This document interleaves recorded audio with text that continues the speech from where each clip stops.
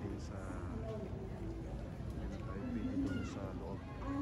Bali, dito na po sa labas. Ayun, makikita mo sa likod mga idol, mga tao sa pagkakapanong sa mga katauhan.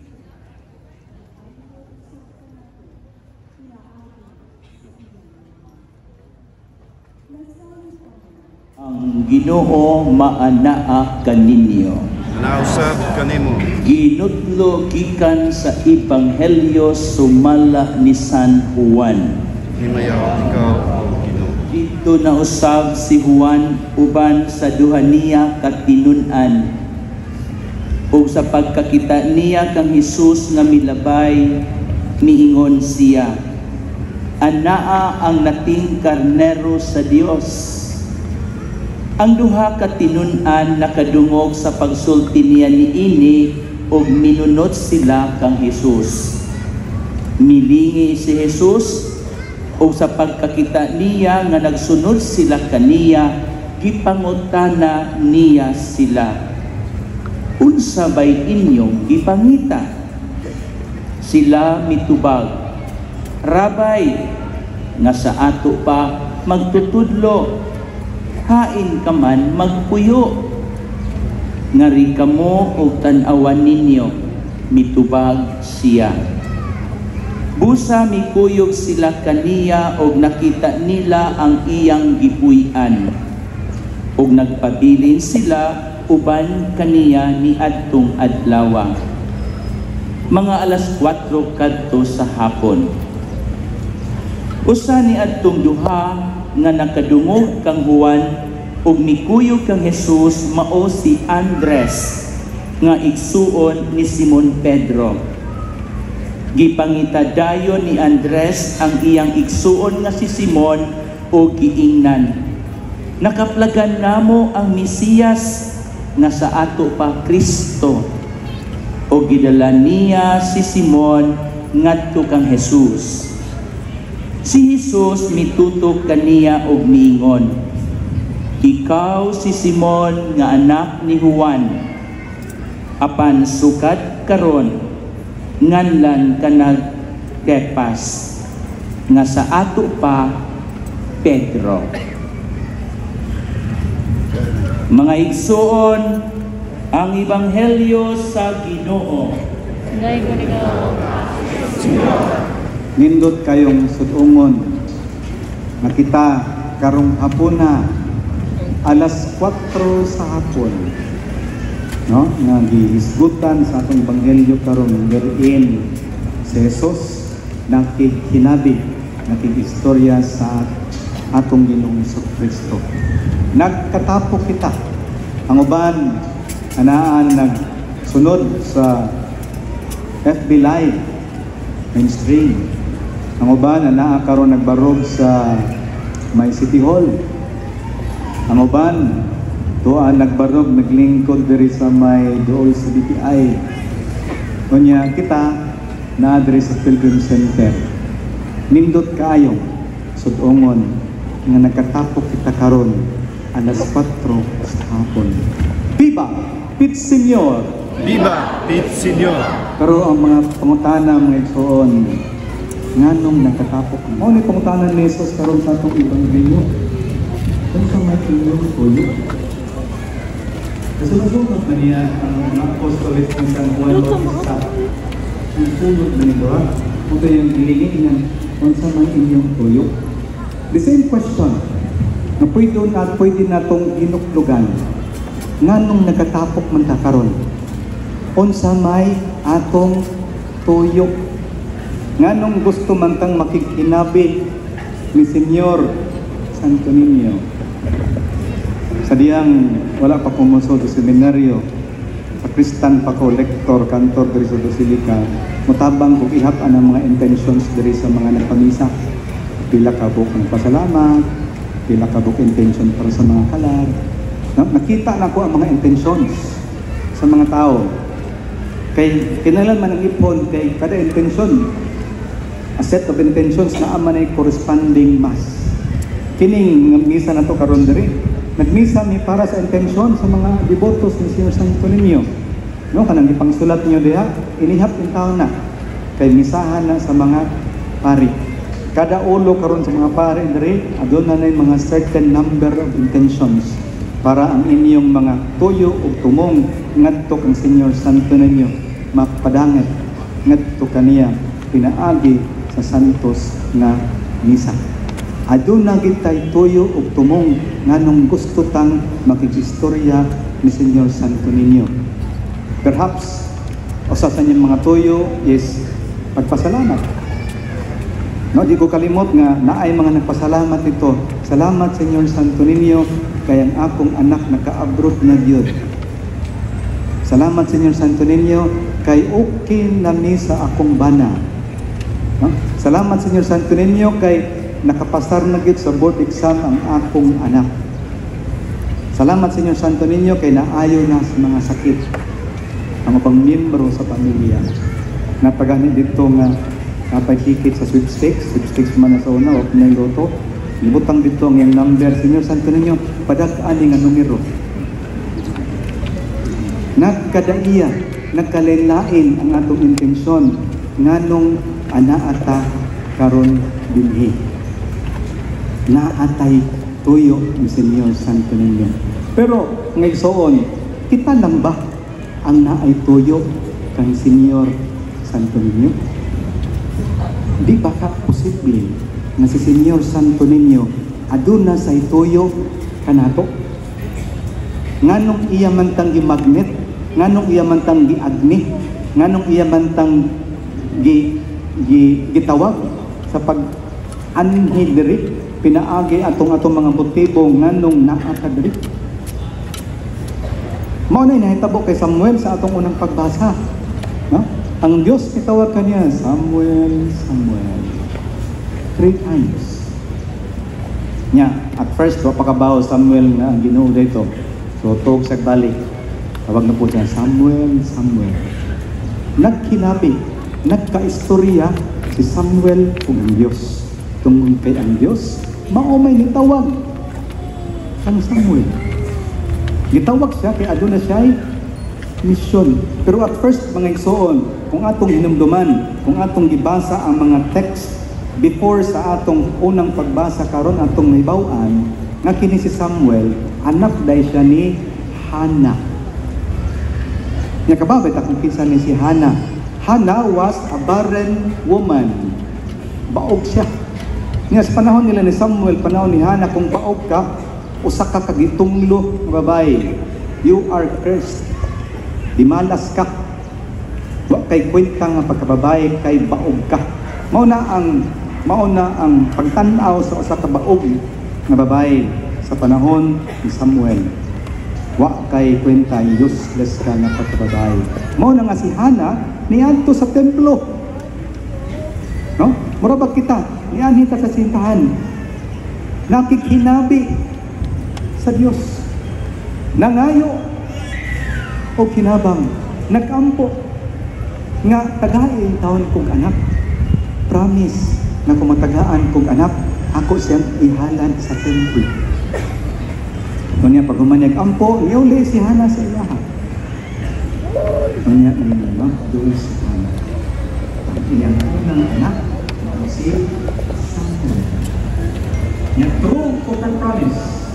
Yan ihalad si Samuel na sa temple. Kung na nagkaroon na kung pagbasa, si Samuel na anak sa temple. And eventually, inapon ipadayon pagbasa si Samuel na himong propeta. Misyon si Samuel. Kunya ang ihatag sa Diyos kang Hannah, dili lamang usa ka anak, kundi unom. Tanawa ang grasya sa Ginoo, ha? Isip tubag sa pagpangayo ni Hannah og anak, gitagaan siya dili lang usa ka anak, kundi unom. Duha ka babae kung upat ka lalaki. Ang kinamagwangan mao si Samuel. So gihatag ang gipangayo ni Hannah sa diyan siya adto sa templo. Of course, out of gratitude, panto her promise, iyang gihalad si Samuel ang iyang magwangang anak. ngadto sa templo. Ang Ginoo maoy nitawag ni Samuel. Ang Ginoo maoy naay tuyo kang Samuel. The same with our gospel today. No? The calling of the first disciples, particularly ang mga apostoles na walain kundi si San Andres o ang isa kakinunan na walay pangalan, pero according to studies, kining kinunan na walay pangalan wala kundi si San Juan Evangelista. Pagtawag ang San Andres ni Don Pedro at ang San Juan Evangelista. Ang katawag si Jesus. Siya ang adunay initiative sa pagtawag. Nganong gitawag man niya si Andres o si Juan kay adunay tuyo ang Dios para nila. Aduna sila'y mission. Similarly, in the same way, kita karon giagni ni Senior Santo Niño pag-ari. We may have our different and various motives why we are here, but for sure, Senior Santo Niño has also a purpose why we are in this sacred place. Aduna siya'y tuyo nganong gitawag ka diri. Dili lamang para bubuan ka sa mga grasya nga atong gikinahanglan, mga butang nga atong gipangayok. Dili lamang diha, naa sa siya'y tuyo. But pasabot, dili lang kita ang adunay tuyo ngano nakikinabit ni Senior Santo Niño karong orasa. Si Senior Santo Niño adunay po'y tuyo kanato. Unya, ang atong response is, "Here am I, Lord. I come to do your will." Mao man atong response. Ani ako Ginoo, ani ako aron pagbuhat sa imong kabubuton. Ani ako aron pagbuhat sa imong kabubuton. Dili sa atong kabubuton, no? Kundi kabubuton ni Senior Santo Niño. So, unsa kay mensahe ni Senior Santo Niño sa matag usa kanato? I remember a friend. Nagtrabaho ni siya sa ka prestigious na company. Nagka-cancer siya sa cervix. Nakigistorya, no? Kinahanglan siya somebody nga maminaw niya. Reklamo siya sa Dios kay nganong gitagaan ko siya sakit. Nya kini nga babae as a high-ranking officer sa Osaka kumpanya, terror, no? Strikta, no? Daga siya, pero she was already on her 50s. Nya nagka-cancer. Nya mo lagi na kinanan sa istorya. Sige sa pangutana, ngano man ni Father, nganong tagaan kung sakit ngayon ani. Di man ka, wala man ko ipanghimo kay mga serious kay mga sala. Nga sige sa simba, no? Sige sa simba, sige siya o pakikistorya kang Senior Santo Niño about sa iyang sakit nga unta maayo na. Kaya di man sa kasabot nganong naa sa inanang sakit. And then one time, no, na pagpa-check up niya balik, nawala naman ang cancer cells. No? She is now a cancer survivor.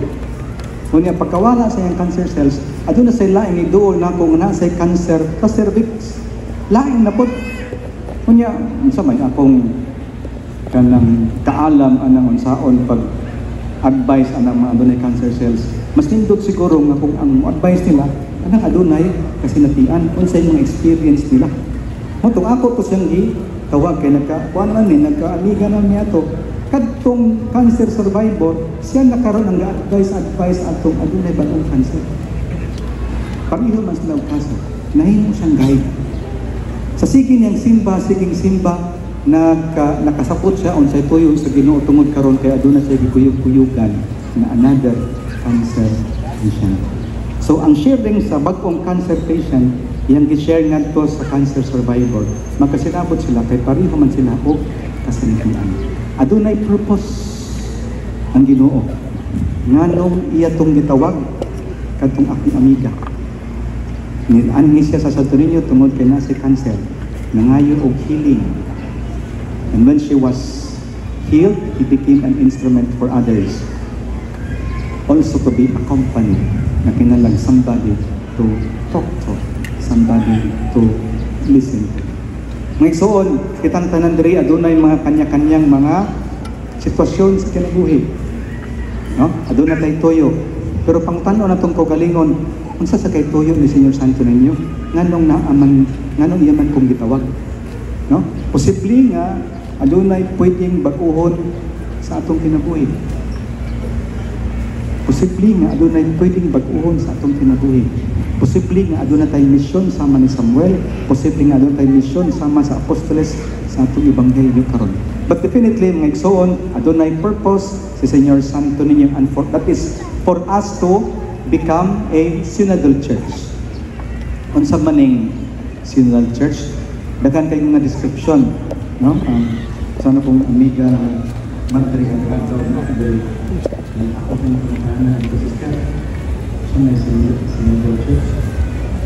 Sige, ganyan na yung experience na synodal church. Pero ako appreciate among all the descriptions ang synodal church yun is isa ka barkada ng balaan. Barkada ng balaan. And I think this is a calling for all of us to be part of that barkada ng balaan. Anong balaan man ang isa ka barkadaan, ang isa ka relasyon, kung ang kayang sentro sa relasyon, sa ilang pagkaamigo, wala na yung sa Jesus. A life that is centered on Christ. And I think this is a calling for each and every one of us. And I think this is one of the purposes why we are gathered here together, isip usa ka banay. No? To remind us that we belong to this kind of church, synodal church, whose member, the life is centered on Christ. When we say centered on Christ, we practice love, because that is the main teaching of Jesus. Love one another as I have loved you. We hope and pray, my dear brothers and sisters, na sa atong pagpauli, dala-dala na ito ng misyon, no? Nga paghigugma sa mga membro sa atong pamilya, paghigugma sa kauban sa trabaho, paghigugma sa atong kaaway. Aron dili lamang ang atong kaugalingong mga motibo ma-address, dili lamang kita ang makatakamtan sa grasya gikan ka sa Santo Niño, kundi ang grasya na atong nadawat gikan kanya atong mag-aambit. Remember that we are God's children. As God's children, we follow the virtues and the values that our Father is possessing. That is how to become a member of a synodal church.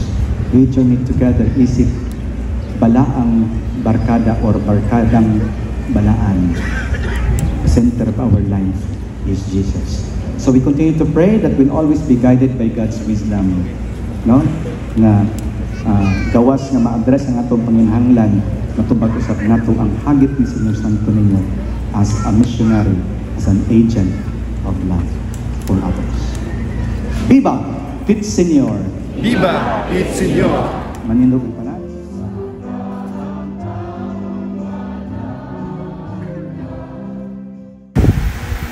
My apologies. Due to copyright laws, pinatay ko po yung audio. Ito po ay isang awit po, Bato Balani sa Gugma. Kami po makikita po niyo mga idol, regardless sa estado na buhay, kami mga Katoliko ay nagkaisa. Mayaman ka man o mahirap, may sakit at walang sakit, si lulo, si lula, si ate, si kuya, bata man o matanda, kami po'y andito nanalangin sa poong may kapal sa Batang Hesus. Nanaway bigyan po kami ng magandang pangatawan, mataywasay po ang buhay,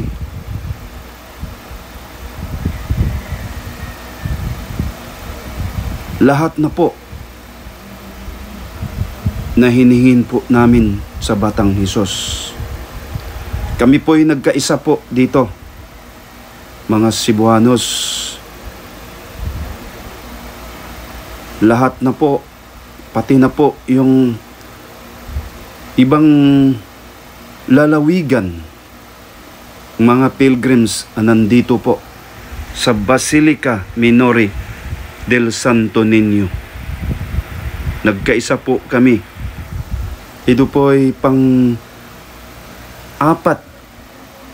ko na pong nobina sa preparasyon sa kapistahan ngayong linggo na darating. Viva Pit Señor po sa lahat.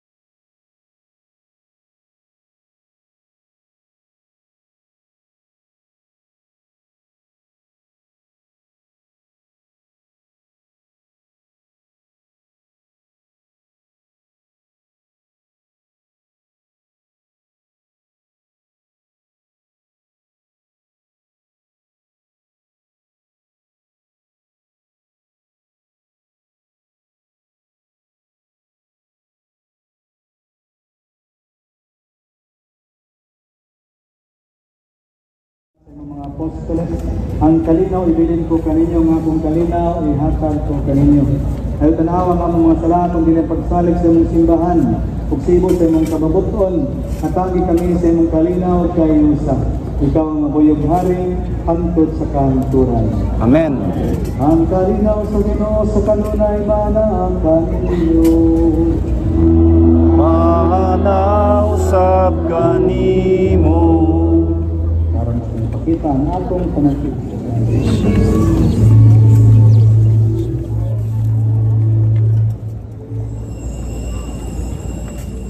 Amen.